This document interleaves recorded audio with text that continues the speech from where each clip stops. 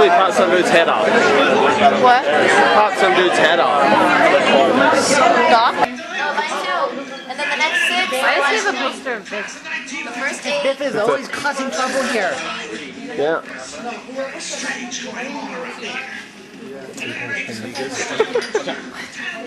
Oh, look, it's a microwave. He's fixing food. They really went all out for this one.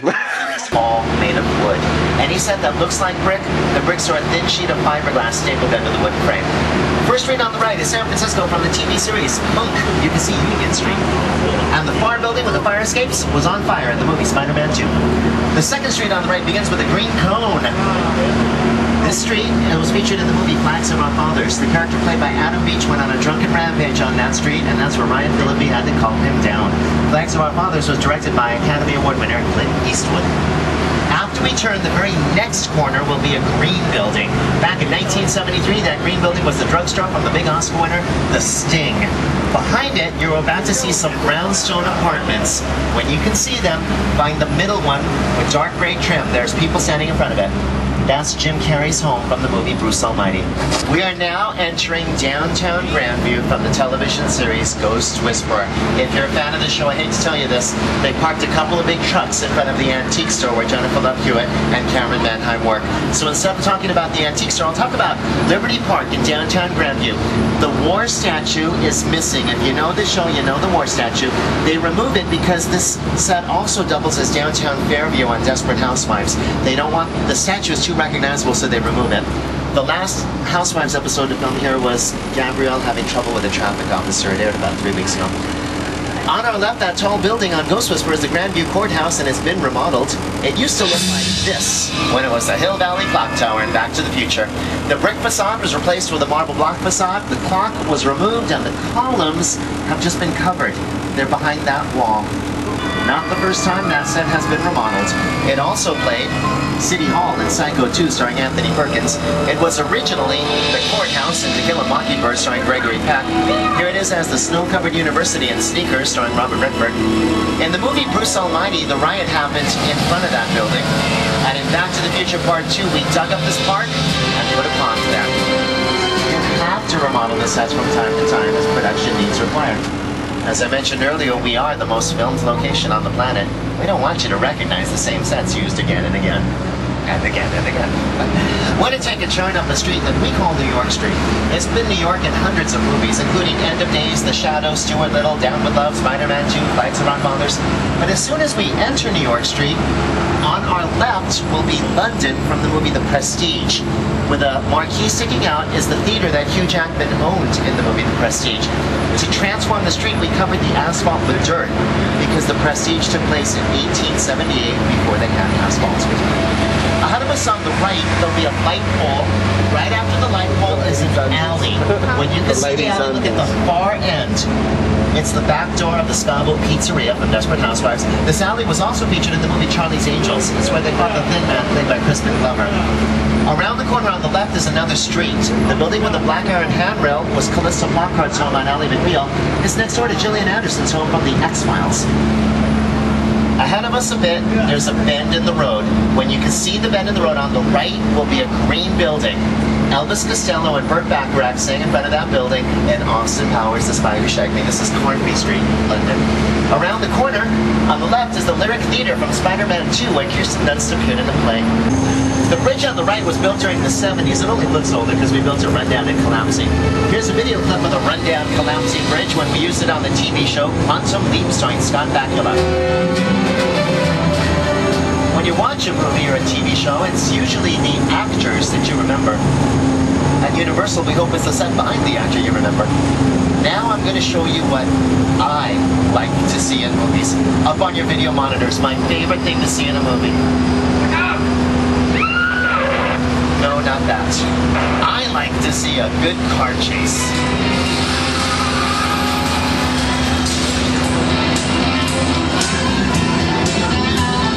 If you put a regular old car in a movie or a TV show, it's now called either a picture car, a studio car, or a studio picture car.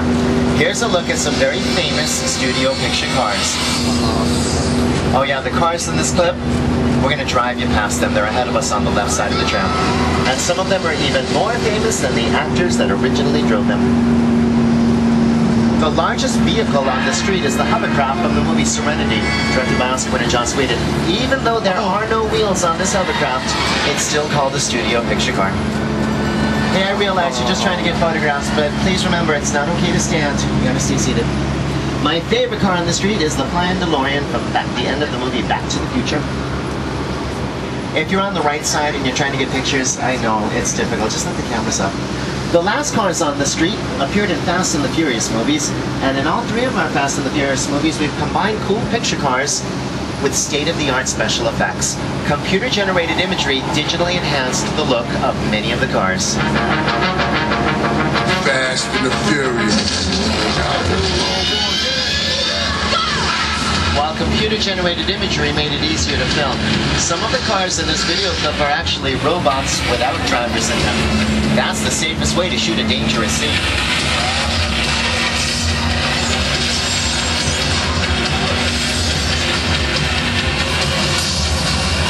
We're now going to take you behind the scenes of the Fast and the Furious movies with a special effects demonstration in the new Universal Studios Special Effects Stage 55.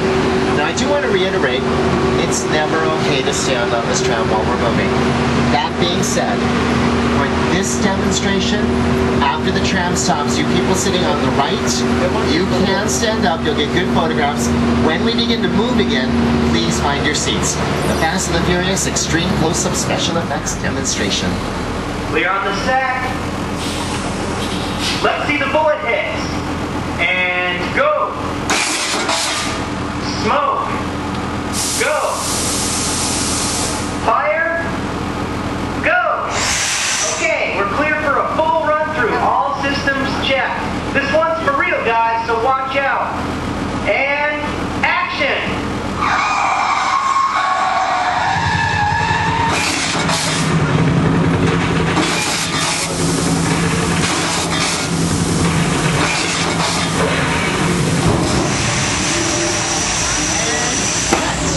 Say hello to Karma and Carnage, computer-controlled robotics. Hey, take a bow, boys! Okay. You got any other moves?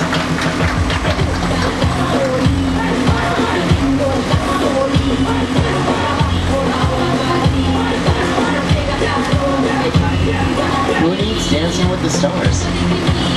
Technically, these two guys are not robots, they are computer-controlled robotics, and they are capable of rehearsing all day long without complaining. They can also take precise direction, alter the performances if necessary, and then they can repeat their performances many times as necessary. If you can find your seats, we're going to continue. All of this is just step one. For step two, we add the computer-generated imagery. With that special effect, we digitally erase the robotic arms and fill in the hole in the street. What we end up with is an exciting action scene followed by a silly dance number. You are going to pass under the archway that plays the Site B entrance in the Jurassic Park movies. On the other side of this archway, I'm going to point out some of the vehicles. Back cars, I'm going to try to point them out before the front car reaches them. Up on the right will be a boat from Jurassic Park 3. We built this boat. It looks great on film.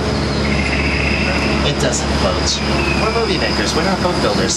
The big RV on the left was in the Lost World Jurassic Park. Remember the T-Rex pushing this off of a cliff with Julianne Moore and Jeff Goldblum still inside of it?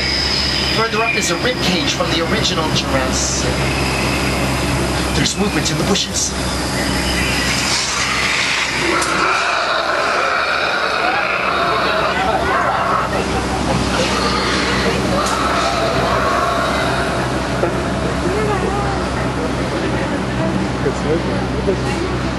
Cast for the Universal Backlot.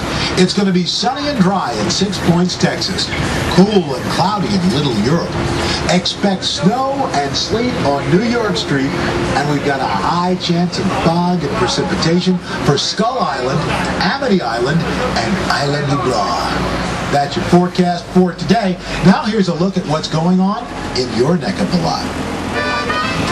Flash flood warning. Well, there's no rain. I do do hear thunder, but I guess even Al Roker gets it wrong occasionally.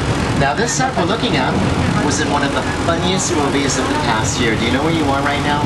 You are in the middle of Mexico from the movie Nacho Libre starring Jack Black. That filmed here. Oh, this is just a sprinkle, you're fine. This set also played Mexico in the movies Seabiscuit, What's Love Got to Do With It, and The Heartbreak Kid starring Ben Stiller. That opens on October 9th. You saw this set play Colombia in the movie A Man Apart. It played Los Angeles in the movie Earthquake. And do you remember a 1977 movie called Star Wars?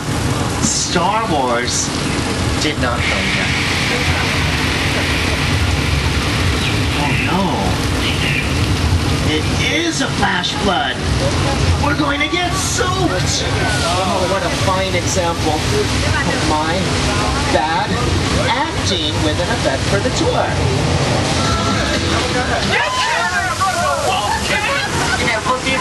To film the movie Big Top Liar, the rain was turned off and the flood was turned on.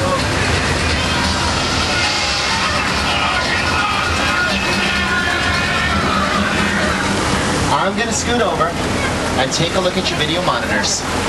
When you pass under this archway, you are in Tortuga from Pirates of the Caribbean, The Curse of the Black Pearl, where two women snapped Johnny Depp across the face. The Pirates of the Caribbean sequels did not film here because in Dead Man's Chest, the Tortuga scenes took place at night. They wanted to film them during the day, so they rebuilt the set inside of Stage 29. At World's End did not film here because there are no scenes that take place in Tortuga. This set appeared in the movie Norbit. At the end of Norbit, a woman washes a car next to this fountain. On Friday, I was going to... They were filming a TV movie here called David and Fatima, starring Martin Landau. I was going to Martin Landau. That airs on the USA Network in February. And this courtyard sometimes appears on the TV show ER, where it plays the African Congo. Ahead of us are some Western sets where Steven Spielberg shot The Color Purple, the first movie to star my co-host. Did you know that more movies have been shot on these streets than any other spot in the world? Now, during the silent film era, they could shoot up to 6 movies at the same time, one on each one of these 6 streets. That's why it's called 6 Points, because each street had its own bank, its own sheriff's office, its own saloon, and its own hotel. Now, it turns out that this town ain't big enough for both of us. So get on back onto your tram stagecoach thingy and get the heck out of here. Go on. Last month, the street appeared on CSI Crime Scene Investigation. Here's footage of the street from Seabiscuit with Tobey Maguire. In November, it appeared in Medium with Patricia Arquette. And this is where Jessica Simpson drove the General Lee in the music video. These boots are made for walking. Many of the backlot sets are not complete buildings. You probably noticed that. If a set only has a front and a side, but there's no real back, it's called a facade. We don't spend the money to build the back unless the camera's going to see it. Facade is a French word and it means false front. And there are more false fronts in Hollywood than anywhere in the world.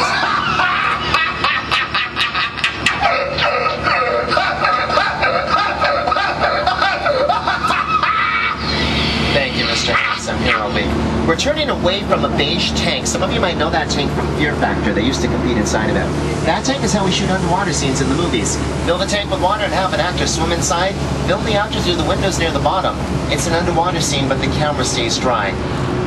Now, if you cannot see this where you're sitting, please stay seated and look at your video monitors. The road is flooded and you are going to get it open. When I count to 3, all of you put on your best Charlton Heston voice and yell, "Let my people go." He said that in a movie once. It was based on a book. On 3, let my people go. 1, 2, 3. Let my people go! Oh, you folks are inspirational. Look at that. 40,000 gallons of water are disappearing in front of the tram. If you can't see where you're sitting, look at your video monitors. Now, Winston's going to drive us through, and when he does, a little bit of water could possibly splash on board by your feet. If you're in one of the outer seats, pick up anything important on the floor. Most of the time, no water comes on board at all. You should know that ducks live in this water. Do you know what ducks do in the water? Yeah, you don't want to put your hands in this water, trust me here. Point your cameras to the left for a cool photo opportunity. The Bigatures from King Kong, The Venture, and the Skull Island Cross. First we shot King Kong down in New Zealand, and then we brought these ones up here to display them on the studio tour. These really did appear in the movie, folks, and all of the props are now in place. This is a fully dressed hot set. We never touch anything on a hot set, because if we were to alter the look of a set before they were done filming, the movie could end up with a blooper, a mistake we try to avoid. Years ago, Oscar nominee Eddie Murphy used this set to shoot an exciting scene from Beverly Hills Cop 3. But since then, we've painted the walls, we've added some signs, and today... Ladies and gentlemen, please remain seated and hold on to your I think we're having an earthquake. Do not panic! Welcome to California. That's on the left! Look out! The roof! The roof!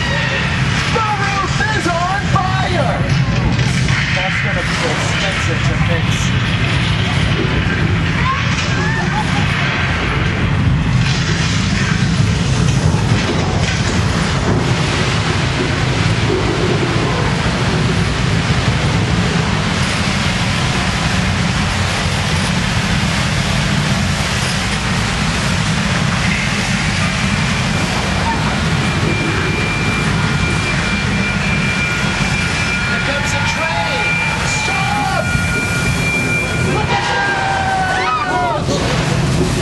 Is it over? The water main broke. Let's go!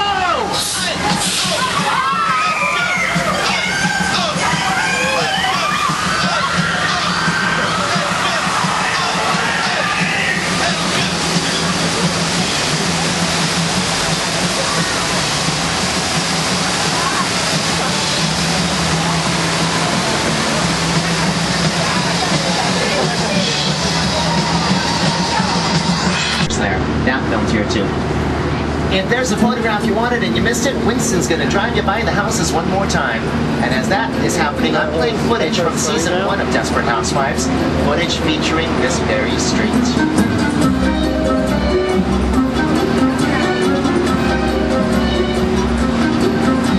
Welcome, Wisteria Lane. All of the We are now entering the neighborhood of Whoville, home of all the Whos and Dr. Seuss's How the Grinch Stole Christmas. These 3 sets are carved out of styrofoam. This is painted styrofoam, no The colorful studio picture cars really work. They're built on top of golf carts so the actors could drive them. Psycho, directed by Sir Alfred Hitchcock. Here are perhaps the 2 most famous backlot sets in the world. The Bates Motel, and at the top of the hill, the home of Norman Bates, who was played by Anthony Perkins. Parked out front is the Ford Fairlane that actress Janet Leigh drove in the movie Psycho. A fun piece of trivia, after Psycho film, that car became the family car on the TV series Leave It to Beaver. The exact same car. That house from Psycho, a good photo opportunity. Behind it is a better one, because behind the house from Psycho is the most expensive set ever built on our property. We're going to take a drive through the crash site in Steven Spielberg's remake of War of the Worlds. Even if you have never seen this movie, it's a good photo opportunity, because we're going to drive you all the way into the heart of that crash site, and then Winston is going to stop the tram. After we stop, if you want to stand up, you can. You'll get great photographs. So get your cameras ready now, and please wait for the tram to stop. In Spielberg's remake of War of the Worlds, this amazing set is all that remains of the neighborhood, where Tom Cruise, Dakota Fanning, and Justin Chatwin hid out. This was a real plane. And then they destroyed it just to build this set. Now when the tram stops, it's not going to be very long, so if you've got your cameras ready, you'll be able to stand up and get cool photographs. While we're here, I'm going to play some behind-the-scenes footage with production designer Rick Carter and director Steven Spielberg. The airplane. Angela Lansbury lived next to a fake plastic shark.